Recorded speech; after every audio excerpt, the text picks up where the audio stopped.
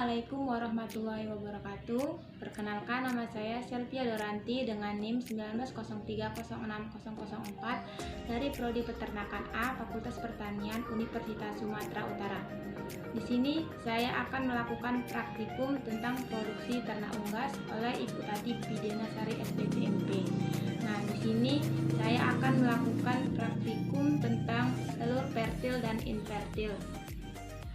Sebelum saya menjelaskan tentang perbedaan telur fertil dan infertil, di sini saya akan menjelaskan bagian-bagian telur dari luar ke dalam. Nah, yang pertama itu ada yang namanya kutikula.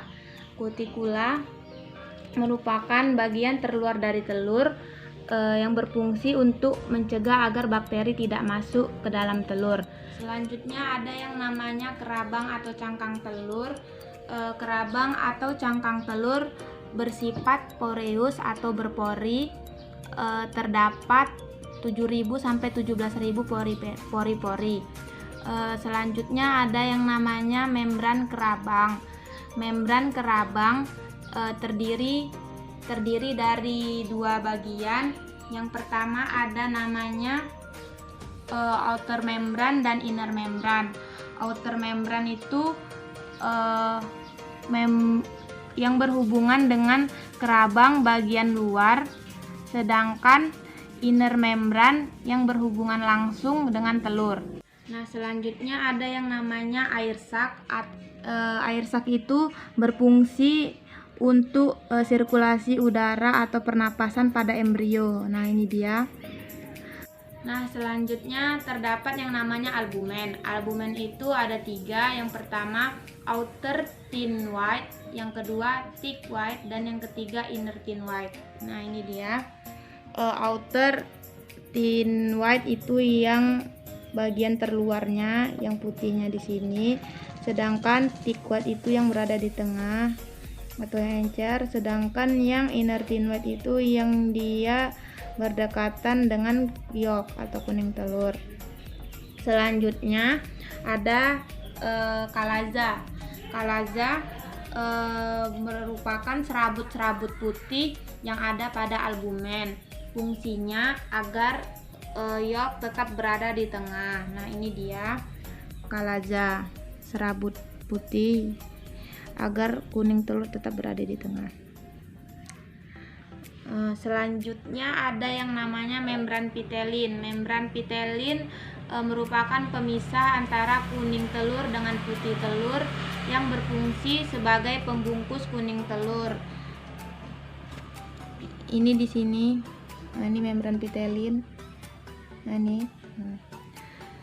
Selanjutnya ada yang namanya yolk atau kuning telur yang bersifat semi liquid dan granular. Hanya terdapat satu buah dan berada di tengah. Warnanya itu oranye kekuningan karena terdapat yang namanya pigmen karoten yang bernama xanthophyll. Dia bersifat semi liquid dan granular. Baru yang terakhir ada namanya germinal disc atau bakal embrio yang nantinya akan menjadi embrio. Massa jenis atau beratnya itu lebih ringan dibandingkan dengan yolk atau kuning telur, terletak di permukaan kuning telur. Nah, ini dia germinal disc atau bakal embrio atau bisa disebut dengan noktah pada kuning telur. Selanjutnya saya akan menjelaskan bagaimana sih proses pembentukan satu butir telur. Yang pertama itu di sel ovarium terjadi yang namanya ovulasi atau pembentukan ovum. Selanjutnya masuk ke dalam saluran infundibulum. Di infundibulum itu menerima yolk selama 15 menit. Lalu masuk ke dalam saluran magnum. Sebelum masuk ke magnum, telur di simpang magnum terjadi yang namanya fertilisasi atau pembuahan oleh sel spermatozoa. Selanjutnya masuk ke saluran magnum. Di magnum terjadi yang namanya sintesis albumen atau sintesis putih telur. yaitu sintesis albumen kental dan encer serta sintesis kalaja terjadi selama 3 jam. Adapun material sekresinya yaitu ion inorganik, protein, karbohidrat, dan air. Selanjutnya masuk ke saluran ismus. Di ismus terjadi yang namanya sintesis membran kerabang terjadi selama 1-2 jam. Adapun material sekresinya yaitu protein, serat, dan sekresi air sangat sedikit atau hampir tidak ada. Lalu masuk ke dalam saluran uterus. Di uterus terjadi yang namanya sintesis kerabang atau cangkang telur terjadi selama 18-21 jam. Material sekresinya yaitu Ca2+,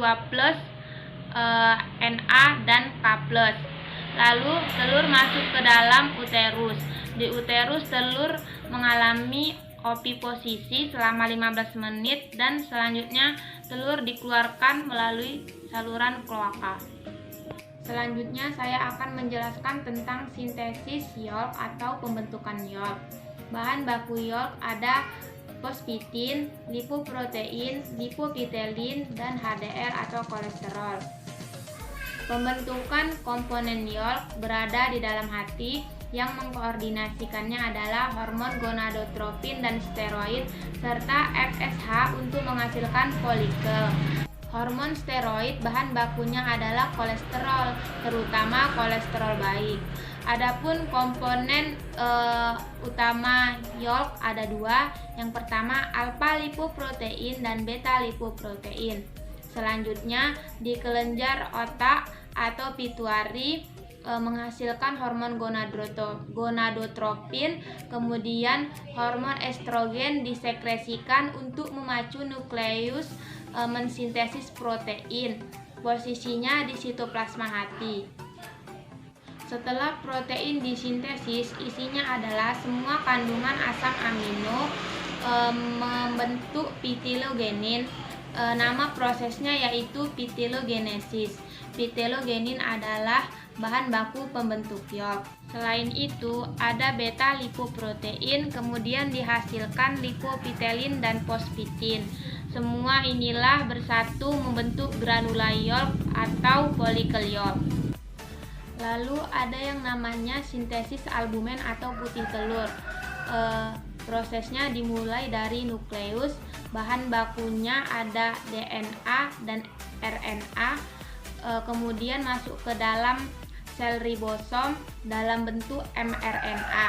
mRNA dalam ribosom namanya mRNA ribosomal kompleks. Kemudian ditambah kompleks asam amino lalu akan membentuk asam amino rantai peptida. Asam amino rantai peptida akan masuk ke sel sitoplasma dari magnum lalu akan membentuk protein fungsional atau protein spesifik namanya albumen.